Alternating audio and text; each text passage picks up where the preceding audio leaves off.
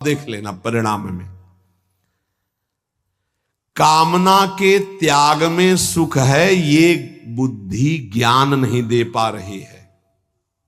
ज्ञान तो है कि गलत है, पर अंदर है कि इसमें सुख है, तो गलत होने पर भी हमसे हो जाता है। ये ज्ञान सच्चा नहीं है कि इसमें सुख नहीं है। और जिसके हृदय में ये आ गया है कि संसार में भोगों में सुख नहीं है, सातरत सा लोकांतार्यति, बस इतना ही झंझट है। जो फसाव है, जो बंधन है, वो केवल इतना ही है कि शास्त्र और सदगुरुदेव कह रहे हैं संसार में भोगों में सुख नहीं है, वो हमारी बुद्धि कह रही है। बस ये झगड़ा मिट जाए, जो वो कह रहे हैं कि नहीं, तो हमारे हृदय में भी आ जाए नहीं, बस हो गया। इतनी बात केवल सुधारनी साधना से कि जो शास्त्र और गुरुदेव कह रहे कि संसार में भोगों में सुख नहीं, तो वही बात हमारे हृदय में आ जाए। और वो उतर नहीं रही। ईमानदारी से वृंदावन की भूमि में बैठे हो, देख लो। हाँ, कहीं बहुत है तुम दुखी हो गए हो तो कहोगे कि सुख नहीं है, पर अनुकूलता आ जाने पर आ जाएगा कि सुख है। कहीं पिट चुके हो तो कह दोगे कि बहुत दुख है, क्योंकि वहां पिट चुके हो। लेकिन वही अनुकूलता आ जाए तो फिर आ जाएगा कि ले सुख तो है। बहुत विचित्र है भगवान की ये माया, बहुत विचित्र है। जब मनुष्य उपासना मार्ग में चलता है तो कामनाओं की बाढ़ आती है। ध्यान रखना। कैसे? जैसे किसी दुश्मन को गिरा दिया है, वो पड़ा है तो वो आराम से बैठा हुआ, उसको कोई दिक्कत नहीं क्योंकि पड़ा है। अगर खड़ा हो गया दुश्मन, अब वो क्या करेगा? बैठा रहेगा? वो तो पूरी ताकत लगा के फिर गिराएगा।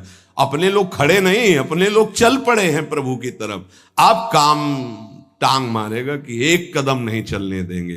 तो ये ज्ञानिनो नित्य वैरिणा। अब उसके ऊपर जो पहले कभी गंदगी नहीं समझ में आई थी, उससे ज्यादा गंदी बात उसको समझ में आई। ये बिल्कुल स्पष्ट समझ लीजिए। आप देखोगे श्री जी की तरफ, प्रभु की तरफ, और उसी क्षण वो दिखाएगा कुछ और, इतनी गंदी बात दिखाएगा कि आपको लगेगा कि हम प्रभु की तरफ भी न देखें। रख रहे हैं भोग प्रभु को पवाने के, और वो अपना का क्या आंख मूंद करके बैठो। भोग लगाने के समय तो मानसिक भोग पवाया जाता है क्या?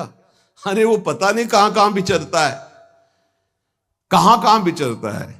भक्तमाल में एक चरित्र में आता है कि एक संत भगवान गए, राजा से कहा मिलना है, तो सेवा में थे ठाकुर जी की। तो उन्होंने कहा कह दो कि ठाकुर जी की सेवा में हो। वो त्रिकालज्ञ महापुरुष थे, बोले सेवा में? और उस समय सोच रहे थे कि वो जूती को साफ करवा के चिकना के उसको ऐसे कर। बोले वो तो जूती साफ करवा रहा है कि सेवा कर रहा है? मन से वो कहाँ है? तो तुरंत भाग के आए कि तो कोई त्रिकालज्ञ महापुरुष है। ये केवल भगवान के भजन से सुधरेगा। मन में जैसे घड़ी चलती है ना, ऐसे कामनाओं की घड़ी चल रही है। देख ले, वो अंदर देख ले, और जहां नाम चलाओ तो और घड़ी जोर से चलने लगती है। ऐसे तो सेकंड सेकंड में, मिनट मिनट में। हमें लगता है कि जब नाम चलावे तो हमें लगता है कि घड़ी बिल्कुल रफ्तार से चल रही, उसको सेकंड मिनट से मतलबे नहीं है। साधक परेशान हो जाता है, ये ले माला रख दी। ऐसी स्थिति होती है। आप लोग मतलब देख लीजिए, अब हम तो देख ही रहे हैं, बचपन से देख रहे हैं, इसकी चाल देख रहे। जब कोई बात करने लगे तो ऐसी तसल्ली होती, बच गए, मानो जैसे बच गए। अब एकदम मंत्राकार वृत्ति कर रहे, जल रहा है मन। जहां कोई आए, राधे श्याम राधे श्याम। अब बातचीत शुरू हुई तो एकदम अघा के सांस मन लिया कि यार अब फुर्सत मिली है। फिर देखो चैन मिल जाएगी। बस इसको चैन नहीं लेने देना। अगर इसको चैन लेने दिया तो तुम्हें बेचैन कर देगा, पक्की बात। अब ये लड़ाई लड़ी ले जाती है हर एक से, क्योंकि वो अपने को मन माने हुई है। इसीलिए प्रभु सत्संग की बात पकड़ लो, नहीं तो बहुत विचित्र खेल है अंदर का। ध्यान रखना। आप बड़े भाग्यशाली हो जो आपको सत्संग मिल रहा है, आप समझ पा लो और मन से लड़ पाओ गुरु कृपा से, तो जीत जाओगे आप।